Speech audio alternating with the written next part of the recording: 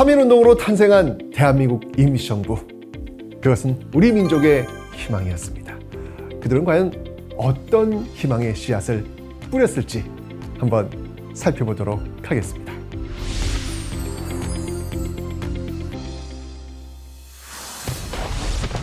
(1920년 6월) 독립군이 죽음의 골짜기로 일본 정규군을 유인해 최초의 승리를 거둔 그 장면을 그린 영화 봉오동 전투의 마지막 장면에서 극중 황해철이 홍범도에게 묻습니다.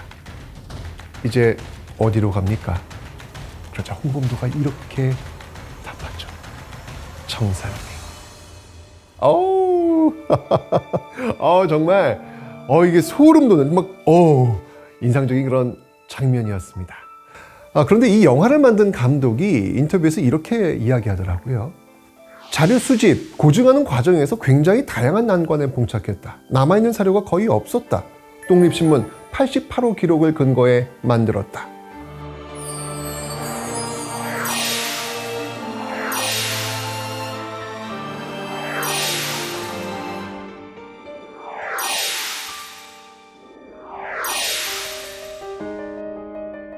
독립신문?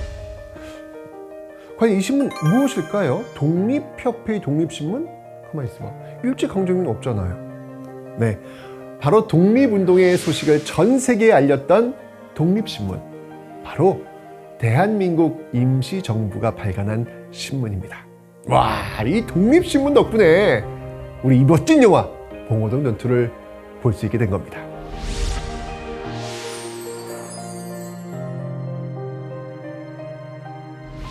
대한민국 임시정부는 이 독립운동 자금을 안정적으로 확보하고 이 안팎의 항일 세력과 이 원활한 연락을 하기 위해서 비밀 행정 조직이었던 연통제와 통신기관인 교통국을 조직합니다.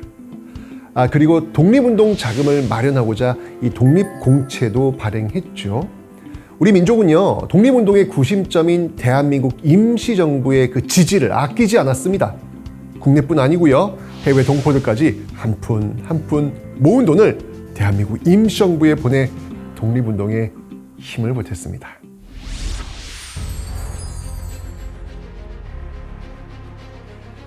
일제강점기 가족의 생계를 위해 조국을 떠나 만주와 연해주를 거쳐 무려 1만여 킬로가 넘는 대장정을 통해 러시아 무르만스크까지 온 사람들이 무려 500여 명이나 됐습니다. 제1차 세계대전이 끝나고 영국이 러시아 무르만스크에서 철수하게 되면서 한인 노동자들은 갑자기 무르만스크에서 일자리를 잃게 됩니다. 그래서 이들은 급하게 파리 위원부에 도와주세요 SOS 구조 요청을 보내죠. 파리 위원부는 대한민국 임시정부가 프랑스 파리에 설치한 외교부서인데요. 이 정보를 접한 대한민국 임시정부는 분주하게 움직였습니다. 1919년 10월 12일 무르만스크를 떠나는 영국군이 한인 노동자 200여 명을 산타헬레나 호에 영국 에든버러로 데려옵니다. 대한민국 임시정부는 영국 외무부와 이들을 프랑스로 데리고 가기 위해 교섭을 하죠. 그런데 당시 일본과 영국은 동맹관계였고 일본이 한인 노동자들의 본국 송환을 요구했기 때문에 협상이 쉽지 않았습니다. 그러나 대한민국 임시정부 파리 위원부의 끈질긴 노력 끝에 한인 노동자들을 프랑스로 데리고 갈 수 있게 됩니다. 그리고 프랑스 노동부에 한인 노동자들을 고용할 수 있도록 요청해서 일자리를 마련해주고 프랑스에 정착할 수 있도록 했습니다. 한편 제2차 세계대전이 일본의 패망으로 끝나갈 무렵 1943년 11월 이집트 카이로에선 전후 질서를 논의하기 위해 미국, 영국, 중국의 정상들이 모였습니다. 그런데 회담 결과 발표한 선언에 놀랍게도 한국의 독립이 언급되어 있었습니다. 도대체 어떻게 된 일일까요? 7월이었습니다. 카이로에서 이 전후처리 회담이 열린다는 소식을 접한 대한민국 임시정부는 지속적인 외교적 노력으로 그 회의에 참여하는 중국 국민당 정부를 이끌고 있던 장제스와 회담을 추진하게 됩니다. 성공했습니다. 이렇게 해서 열린 한중회담에서 대한민국 임시정부는 강력하게 이번 카이로 회담에 의제해 한국의 독립을 거론해 줄 것을 요청합니다. 그 요청이 받아들여졌고 그 결과 카이로 선언에 한국의 독립이 언급된 겁니다.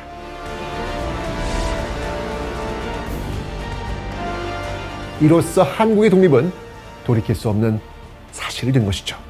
자, 이 두 가지 사례에서 볼 수 있듯이 일제강점기 대한민국 임시정부는 엄연한 정부로서 이 다른 나라와 교섭하고 지지를 이끌어내는 외교 활동으로 국민을 보호하는 역할을 충분히 했습니다.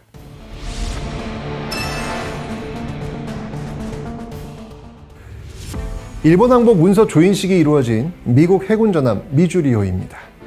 당시 이 연합군 총사령관 더글라스 맥아더가 보이고요. 지팡이를 짚고 서 있는 사람은 일본 외무대신 시게미스 마모루입니다. 하하, 근데 왜 그는 이 지팡이를 짚고 다리를 절게 되었을까요? 여러분들 이 사연을 들으시면 아마 깜짝 놀라실 겁니다. 일제는 1932년 4월 상하이 훈커 공원에서 일왕의 생일과 상하이 사변 승리를 축하하는 기념식을 개최했죠. 이때 한인 애국단 소속 윤봉길이 기념식 단상에 폭탄을 던지면서 일본군 장성과 고관들이 죽거나 다치게 됩니다. 일본 외무대신 시게미스 마모루 역시 이 기념식에 참석했다가 윤봉길이 던진 폭탄에 부상을 당했고 그것 때문에 다리를 절게 되었던 것이죠. 이처럼 대한민국 임시정부는 정부 활동에 활력을 불어넣고 최소의 희생으로 큰 성과를 얻을 수 있는 투쟁 방법을 찾기 위해 1931년 한인 애국단을 조직했는데요. 윤봉길 외에도요, 이봉창, 최흥식, 유상근 등이 일제 주요 인물이나 시설을 향해 폭탄 투척 의거를 시도해서 일제의 간담을 서늘하게 만들었습니다. 한인 애국단은 대한민국 임시정부가 살아있음을, 독립운동을 위해 활동하고 있음을 만천하의 의열투쟁으로 보여준 조직입니다.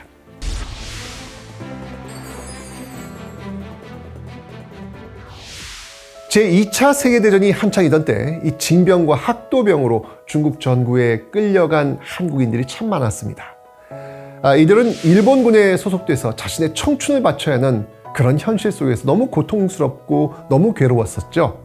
그러나 그들이 일본군을 떠나서 갈 곳이 드디어 생겼습니다. 그들의 절망을 희망으로 바꿔놓은 군대가 중국 충칭에 조직되었기 때문입니다. 일부 학도병은 한 2,400km나 떨어져 있는 그 군대를 향해 발길을 향했죠. 칼바람이 부는 겨울, 하늘을 나는 제위도 넘지 못한다는 그 고개도 넘어야 했고요. 깊고 험한 산속을 헤쳐나가 했던 그 극한의 상황. 그러나 그 어떤 고통과 고난도 그들이 찾아 나선 군대가 있기에 버틸 수 있었습니다. 그것은 바로 대한민국 임시정부의 국군, 한국광복군이었습니다. 한국광복군은 1941년 태평양 전쟁이 발발하자 일본의 대일 선전포고를 발표했지요. 이후 영국의 요청으로 미얀마와 인도 전선에 파견되어서 영국군과 함께 연합군의 일원으로 제2차 세계대전에 참전했고요. 또 미국 전략 정보국 OSS, 이 부대와 함께 국내 진공작전도 계획합니다. 그런데 이 국내 진공작전을 실행하기 직전 일본이 항복하면서 연합군의 지위를 획득해 자주 독립을 이루려는 계획은 무산됩니다.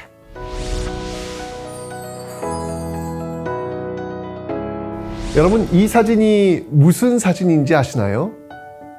1941년 충칭의 3일 유치원 어린이들의 사진입니다. 아이들 너무 이쁘죠? 3일 유치원은요, 대한민국 임시정부에서 활동하던 독립운동가들의 자녀를 위해서 대한민국 임시정부가 설립했습니다. 대한민국 임시정부는요, 상하이 시기부터 인성학교, 3일 중학 등을 통해 이 민족 교육과 인재 양성에 힘을 쏟았습니다. 상하이를 떠나 충칭에 정착한 이후에도 이 교육 활동을 멈추지 않았죠. 당시 중국 충칭은 일본이 대공습을 펼치는 아주 위험천만한 상황에 놓여 있었습니다. 하지만 이런 상황 속에서도 대한민국 임시정부는 교육의 끈을 붙잡고 있었던 것입니다. 사진에서 보이는 이 어린이들이 미래의 대한민국을 이끌어갈 희망이니까요. 여러분, 우리나라 5대 국경일 언제인지 혹시 아시나요? 언제일까요? 3.1절, 제헌절, 광복절, 개천절, 하나는 한글날. 이 국경일 중 가장 먼저 만들어진 국경일 무엇일까요? 바로 3.1절입니다. 그리고 개천절이 두 번째 뒤를 잇게 되죠. 자, 그렇다면 이 국경일의 역사를 시작한 건 언제부터일까요? 네, 바로 대한민국 임시정부 때부터입니다. 대한민국 임시정부는요, 3월 1일의 독립선언일과 10월 3일의 건국기원절을 국경일로 정해서 기념했습니다. 특히 대한민국 임시정부는 수립 이듬해였던 1920년 3.1 독립선언 1주년 기념식을 상하이 올림픽 대극장에서 아주 성대하게 개최했습니다. 상하이 곳곳의 한인들은 상점에 태극기를 걸어 이 독립기념일을 기념했죠. 국내에서도요, 배화학당 학생들이 3월 1일을 기억하기 위해서 독립만세를 외쳤고요. 프랑스에서도요, 그 쉬프에 정착했던 한국 노동자들, 이들도 역시 이날 똑같이 기념식을 개최했습니다. 이후 3월 1일은요, 일제강점기 광복을 열망하는 온 민족의 가장 큰 기념일이 되었고요. 광복 이후에도 계속되었습니다. 대한민국 임시정부는 27년 동안 몸부림치면서 조국의 기억을 다양한 모습으로 알리고 기록했습니다. 우리가 살아있음을 알려준 그들의 모습에 경의를 표합니다. 진심으로 감사합니다.